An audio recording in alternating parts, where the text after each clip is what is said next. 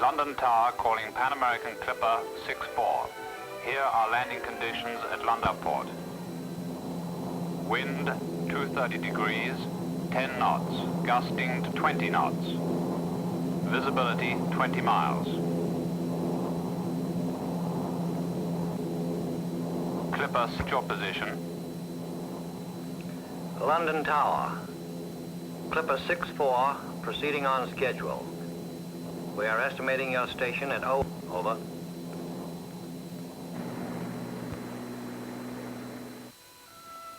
This is how it begins. Every voyage is a voyage of discovery. Every traveler is an adventurer, an explorer, going to see for himself. And this is how the modern adventurer sets out. You travel light and easy. You close your eyes and make a wish, and while you're asleep, time shrinks. Is it today yet? Or is it still yesterday? Think back. You were at home, last minute packing, saying goodbye to the kids. The phone never stopped ringing. That way. Today you're almost there.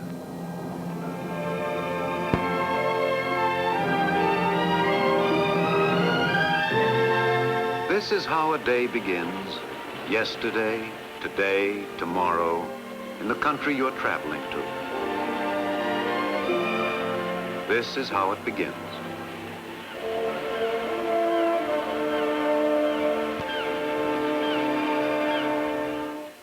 Perhaps this is what you expected. Perhaps you knew it would be like this. You find something familiar in the way the sunlight touches the green hills. And suddenly, it comes to life.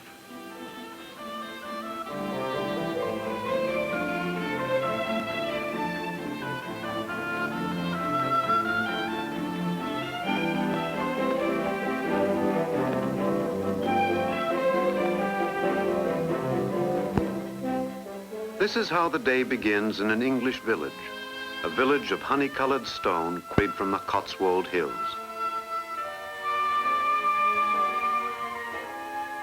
The morning's mail to be delivered, milk thick as cream from the local dairy herd. These things are all part of it. A village is land and houses and men, and the simple continuity of everyday things. A house is never called finished here until it has a garden. A garden makes you feel that you belong to a place.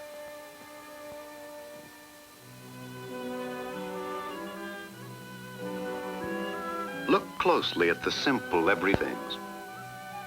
When a Welshman sets out for a morning salmon fishing, he carries a boat that was designed 2,000 years ago.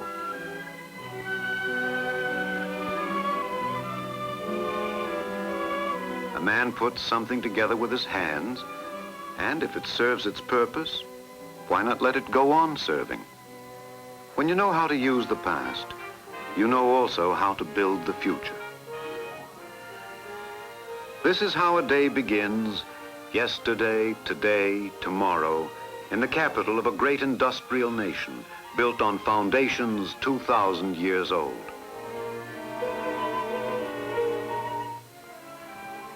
The city's roots grow back into a past that remains alive. Look around you. Look carefully at the things these men have made. To begin with, you want to meet them, yes, but look first at what they've built over the years. A building can tell you many things about a man.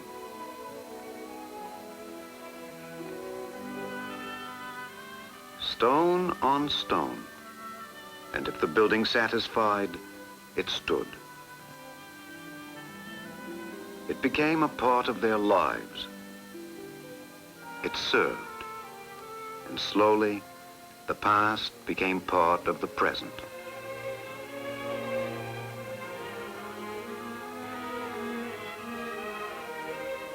There was a time when stone on stone meant protection. the security of a fortress. And then a time when windows could be opened to the countryside, when a man's own roof was security enough. Look at the house he builds for himself, and you look at his life.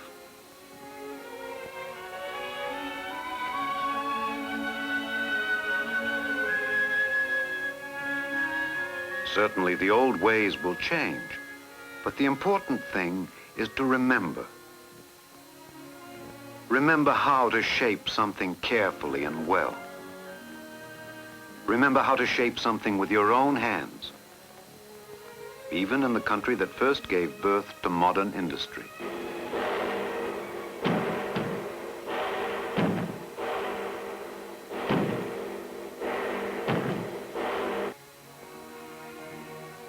They know how to leave a personal stamp on everything they touch.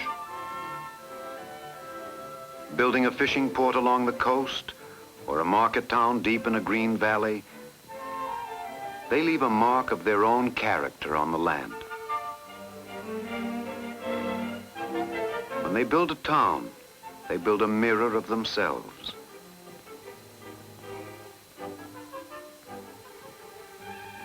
Every town is a mirror, a reflecting glass. And the biggest, the brightest, is London.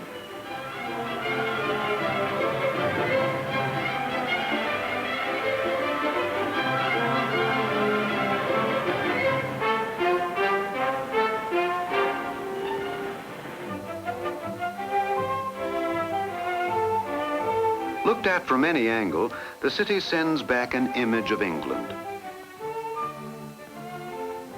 Sometimes an image of polished elegance, dark and shining.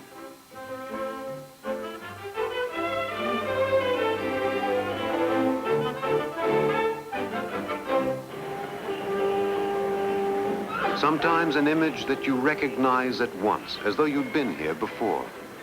Everything is a little strange, yet everything seems familiar.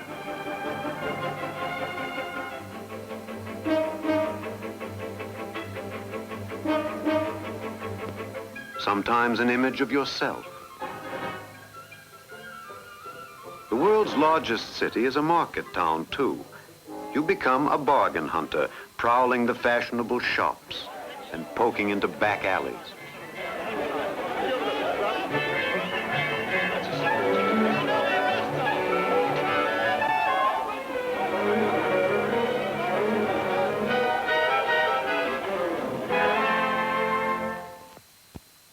London is this, too. London is a dowager holding fast to ceremony and tradition, guarding the family heirlooms.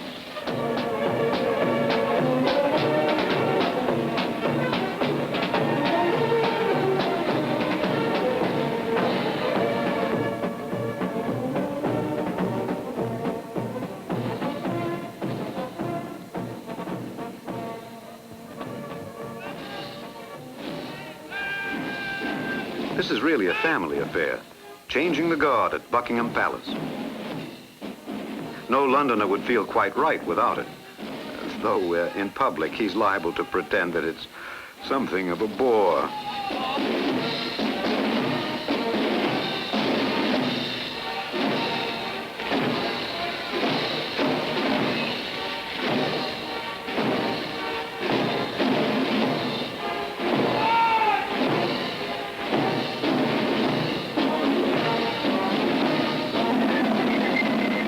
All there is to it, then? Pomp and circumstance and fancy dress? Or is there something more? A sense, perhaps, of what the present owes to the past?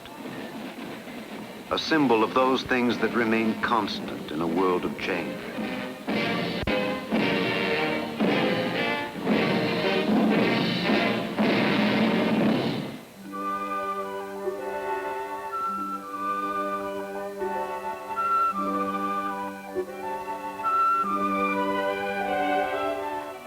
This, too, is London, letting down her dignity, relaxing for a moment.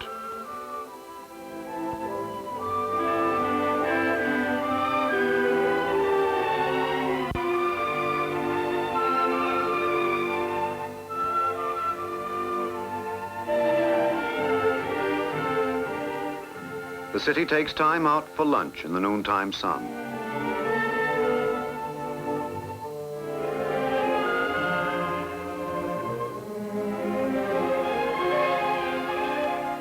What shall it be? Veal scallopini? Chicken paprikash with noodles and a glass of Tokai? Crepe Suzette? Bird's nest soup and lobster Cantonese with fried rice? Or peanuts? Yes, perhaps just a bag of peanuts and a walk through the park.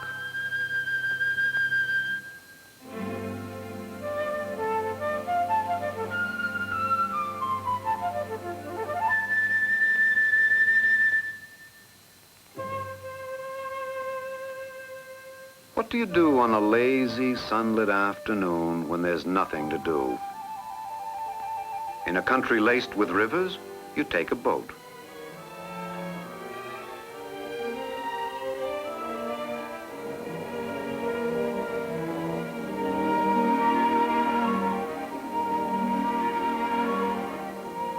Windsor Castle, a nation's history, glides by on the shore.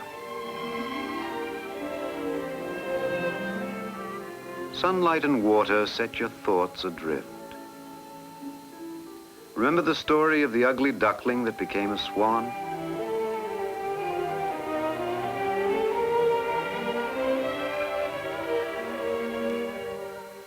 Stratford-on-Avon. A fragment of verse whispers in your mind. So long as men can breathe or eyes can see, so long lives this.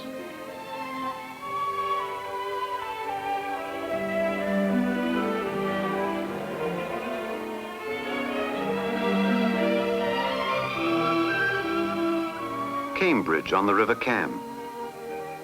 A university can be more than a collection of books.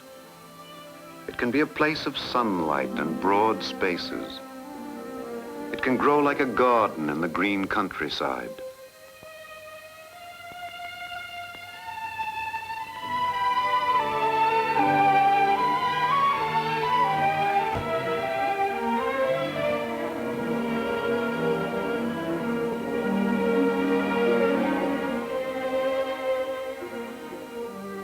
What do you do on a lazy, sunlit afternoon when there's nothing to do?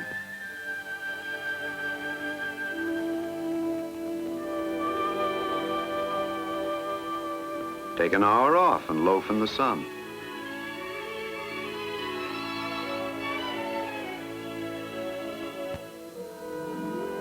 Take the afternoon off and go to a cricket match.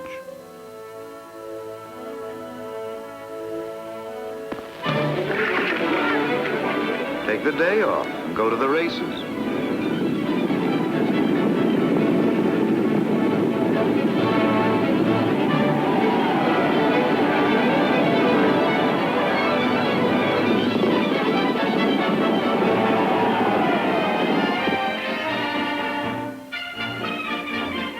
Take the whole weekend and get away from it all.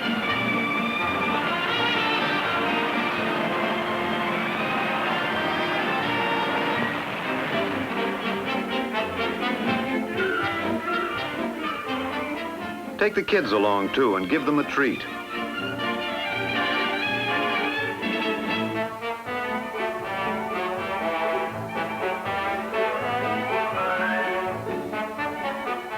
Take a horse. Take a train. Travel and see something new.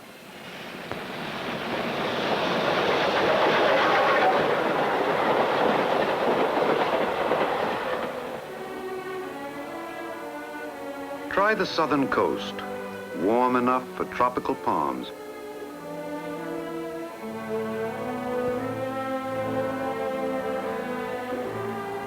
Look for a quiet spot to be alone with nature. And 10,000 Englishmen will have the same idea.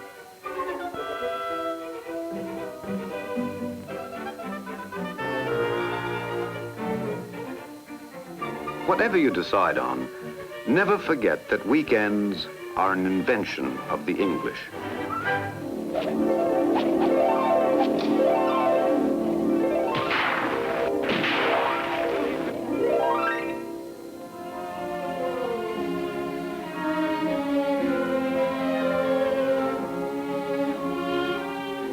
In a country circled by water, take the afternoon off and go sailing.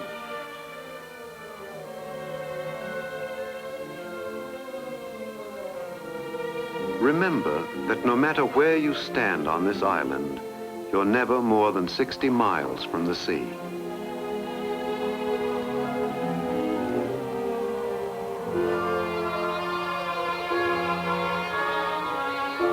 Born on an island, the sea no further than 60 miles, if a boy means to live by it, he begins his training early.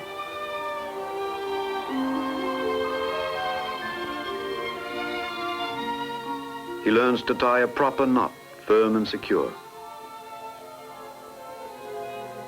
And he learns it well. He may use it for the rest of his life.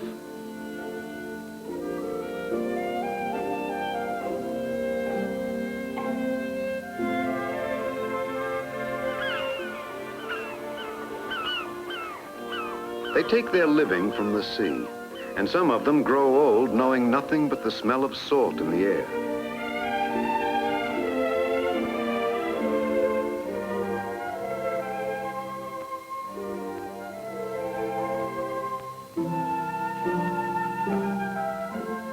They carve their towns out of cliffs so steep that a man needs help to carry things from here to there.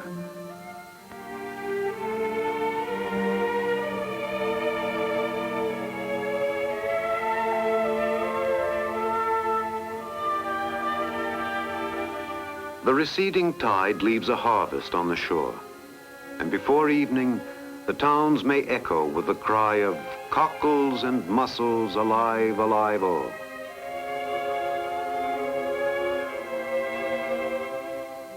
A harvest from the sea. A harvest from the land. The island is small, but the land is rich and fertile. Here, too, are born early the things that he will live by.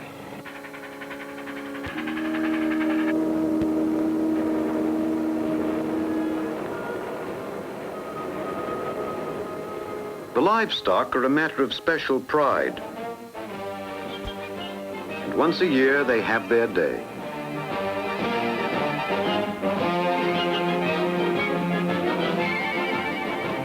Once a year, a blue ribbon for the best of breed.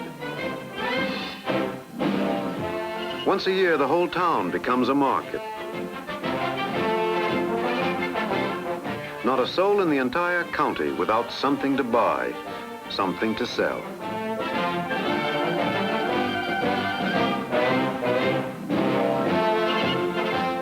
Once a year, the county fair.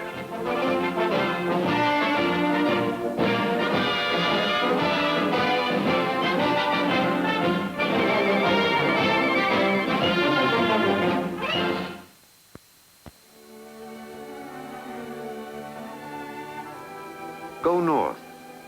Go north to the lake country. Windermere, Grasmere, names that ring in the mind. Let an Englishman teach you how to explore the countryside, how to live out of doors.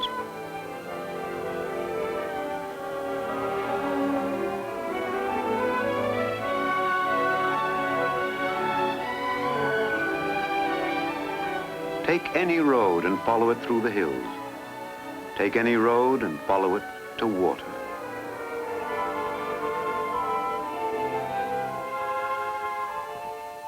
Try not to hurry. Try to take your time. But however you do it, go north to the lake.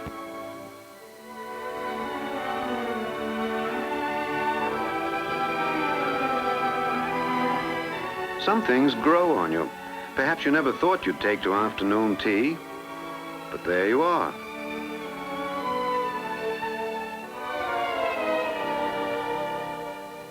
Toward the end of the day, an Englishman begins to look around him for a place to stop, a place to relax for an hour and order a pot of tea.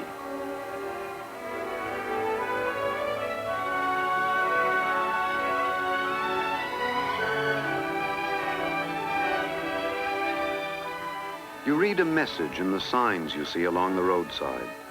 Try not to hurry. try to take your time. Go north again. Go north over the moors to Scotland. Leave the high road and travel across the hills.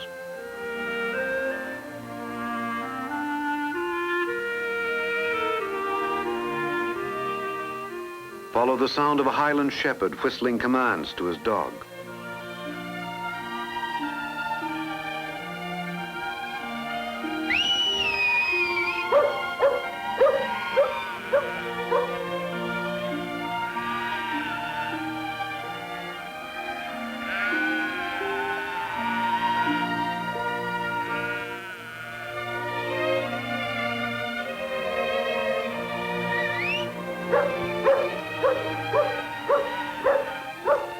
Wool to be sheared, wool to be combed and spun, wool to be dyed and woven into argyles and cashmeres, tartans and fine tweed.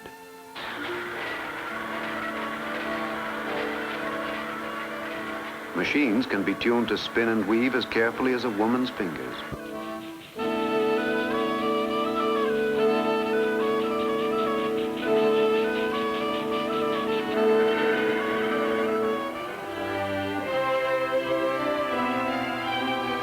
Capital of the North, capital of a nation within a nation, Edinburgh reflects an image of every Scotsman's claim to be singular and unique.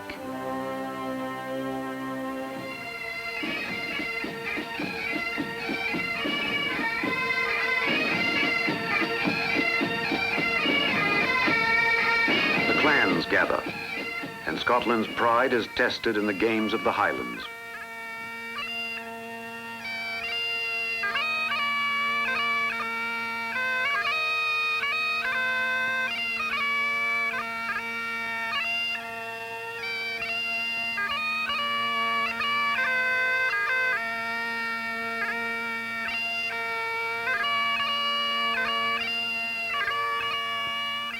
A nation's unity is proved in the claim of every man to his own particular traditions, singular and unique.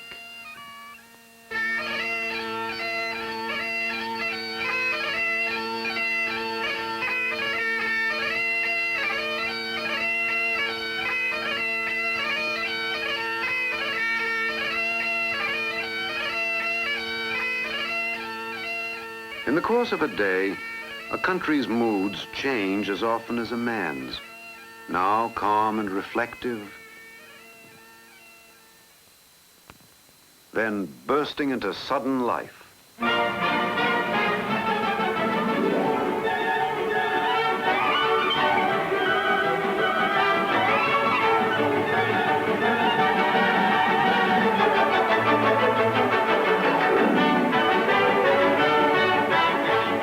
London is this, too. London is a night city. A city of flashing lights.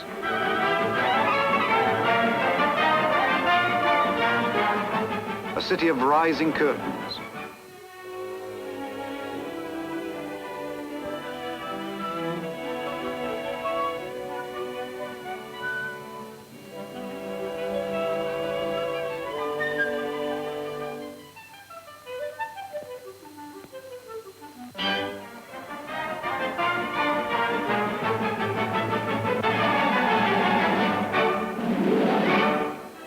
Explore the town at night. Find the neighborhood pub and get acquainted over a glass of half and half. Dig into your pocket for a halfpenny coin and see if you can beat them at their own game.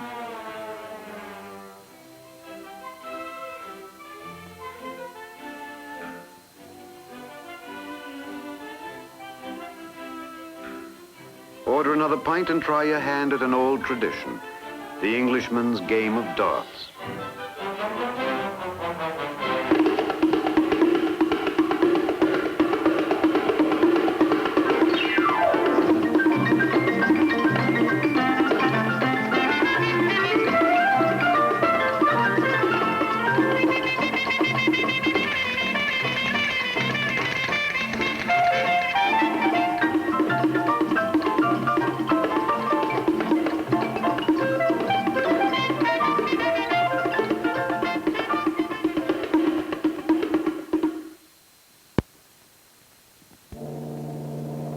Just once, stay up and see the dawn growing in the sky over London.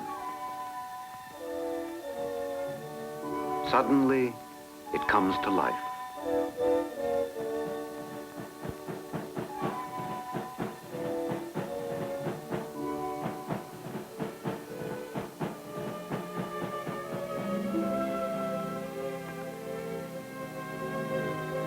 This is how today begins in the country you're traveling to.